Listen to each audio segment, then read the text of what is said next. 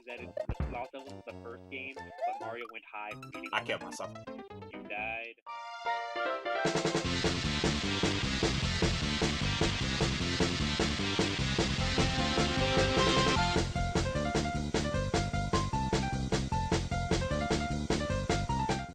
Hello everybody, and welcome to Let's Play Super Mario World. With me, as always, my friend Nick, who's been in several Let's Plays before. Say hello. No, I don't wanna. You dick! Anyways, welcome to Super Mario World post-commentary, because we tried this before and, well, shit fucked up.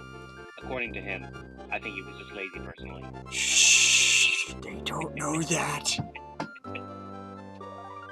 So anyways, now we're in Dinosaur Land. Not to be confused with the Mushroom Kingdom. This place is only owned by Yoshis and apparently dinosaurs. Let's go to Yoshi's place. This place sucks. Let's leave. Bye, Yoshi's place. No, go back to Yoshi's place. Go raid his fridge. He won't care. He's stuck in an egg. Shh. Well, I already did that. I'm pretty sure you can get some nice dino beer or something from that. Dino beer? Oh, sure, if you look, everything in the Mushroom Kingdom's all messed up. Like, the Mushroom Kingdom is not like a no tonic, it's a tasty tonic or a mushroom tonic. So in Dinosaur Land, everything's dino side. Dino beer. Dino eggs. Why would dinosaurs need to drink alcohol? Because they can. Nintendo. That is the answer to all your questions. Nintendo. Ugh. Like, that's the most interesting question. What do dinosaurs drink? Beer? Wait, what? Why? Just cuz. Yes, they can. The dinosaurs. Are you gonna... Okay, if you go to the pub and you see a Tyrannosaurus Rex drinking like... If I saw a Tyrannosaurus Rex at a pub, I would freak the fuck out and call the U.S. Marshal. I'd be like, what the fuck? Ah, you messed one up. Yeah, I know. But if you went to the pub and you saw a Tyrannosaur like or a Budweiser, would you go up to the dinosaur and be like, no, you can't have that, you're a dinosaur. You wouldn't, it would kick your fucking ass, man. No, he wouldn't kick my fucking ass, he'd eat my ass. Unless it's a herbivore, then he would just, like, stomp me down and be like, bitch, I'm out of here. You know something I'd like to see Nintendo do? You know how they actually did finally release that whole, Zelda timeline? Yes. Oh, Game Grumps, we're back to talking about Zelda and a Mario game. Any game, Zelda. As an example, I would like to see them make a globe of the Mushroom Kingdom, like an entire globe of the world. Like, this is where the Mushroom Kingdom is, this is Dinosaur Land, this is Bowser's place, because in every single game, it's all in different places no matter what. Yeah. One thing is, apparently, Bowser does have his own domain, but they haven't really established it since Super Mario Bros. 3. For some reason, the bastard just says, okay, I'm gonna go invade the Mushroom Kingdom. Thousands of times again. And that's actually in the Paper Mario games, but you're never really in it. You just kind of see it, and if you look at it, the best way to put it is, it does look like shit. Well, I mean, what do you expect? It's a bunch of reptiles taking over just one giant plane. What the fuck do you expect? Well, if I was going to call myself the king of a bunch of turtle people, I'd expect to live somewhere better that didn't look like a broken down forest. I don't even know how a forest can be broken down. It's that bad. Well, unless they charted down to, like, cinders, I don't understand. Yeah, I think they did that. Then again, I'm pretty sure it was just Bowser. And Bowser was not pissed off one day. He says, I have fire breath. Let's burn. Burn. I mean, I can expect this ass to do that. Yeah, Yoshi. Well, do you ever know why Bowser's evil? Because if we go by the our explained continuity, where like Yoshi's story and Super Mario World 2 takes place, why was Bowser evil in those? Because he was just a spoiled bitch brat.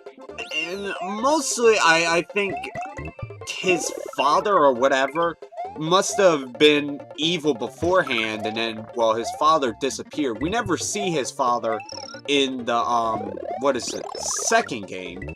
I think you see his father in any of the games. Well, actually, I think you do, because at one point you do see, Bowser's father at, what was it? One of the later, renditions of, what was it? What was the second one? Baby, Super Mario World 2 Yoshi's Island? You see him in that one?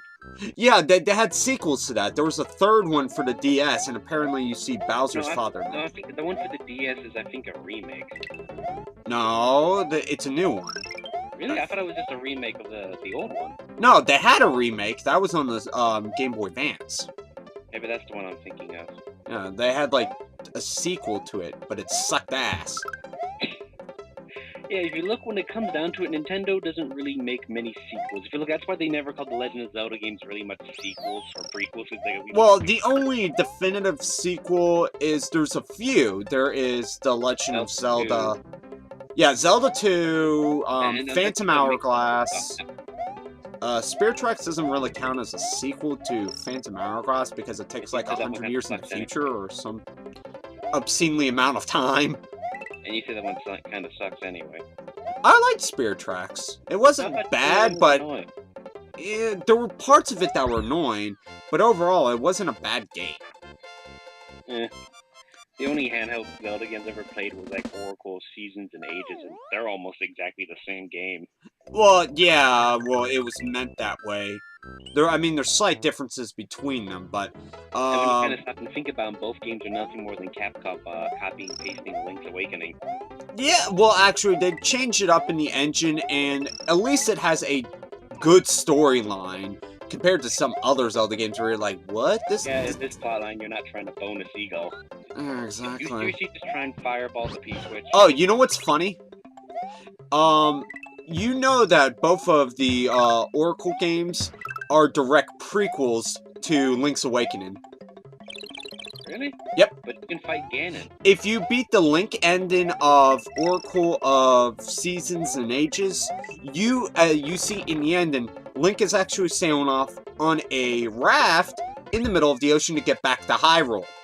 And what happens on that raft? He gets struck by lightning and ends up dating a seagull. So does Oracle of Seasons and Ages take place before or after Ocarina of Time? Because I know if you get... it's after. Ocarina of Time is one of the most furthest back games in the Zelda timeline. I don't think that's... Why are we talking about Zelda timeline in a Mario video? Because it's post-commentary. That's why in post-commentary you don't care what you're talking about. At least we're talking about another Nintendo game while we're doing a Nintendo game. So how about that Capcom again? We can talk about that next part because the next part's obscenely long. Yeah, fun fact for you people, you already know this is not our first time commentating, and in our last time commentating, we kind of just talked about whatever the fuck we want. So, Lily, welcome to Let's Talk About Whatever the Fuck We Want, 2nd edition. You're getting the special edition, you're getting the Star Wars treatment here, boys and girls. All George Lucas and all, cutting out all the original stuff that made it funny. Oh, and in this story, Bowser shot first. All 10 of you who get that joke. Oh my god! George Lucas is a dick for that. It's kind of strange. It's like you started off so good, and why? You were so good, and then you just kind of always go. Don't know, George Lucas, we don't understand why. He's just like, I have to edit it. No, you don't. It's fine the way it is. That's why when you make the DVD releases, you add in extra scenes that weren't originally in there. You don't go...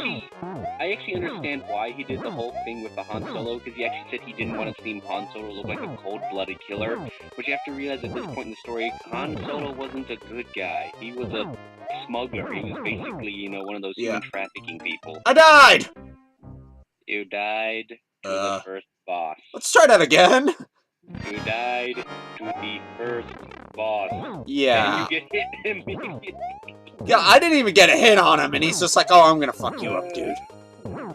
This is like dying. This is like dying to a stupid thing from Ocarina of Time. It's kind of like, unless you literally do nothing, you shouldn't die. Well, with that, we are almost done with the first part. Yeah, and I know it's only like 9 minutes long, but I apologize. We're new at this. Cut us some slack, Jack. Shh. So Thank you. And boop. We did it. Yay! We did stuff. Where did that white flag come from? I mean, like, is the castle rubble surrendering? How does castle surrender? I don't understand. It's just like, I finally give up. Stop trying to blow me up. I mean, you killed Iggy Koopa, you set his ass on fire and dumped in lava, so he's not the one giving up. I don't know. He's dead. Alright, with that, thank you all for watching. See you in the next part.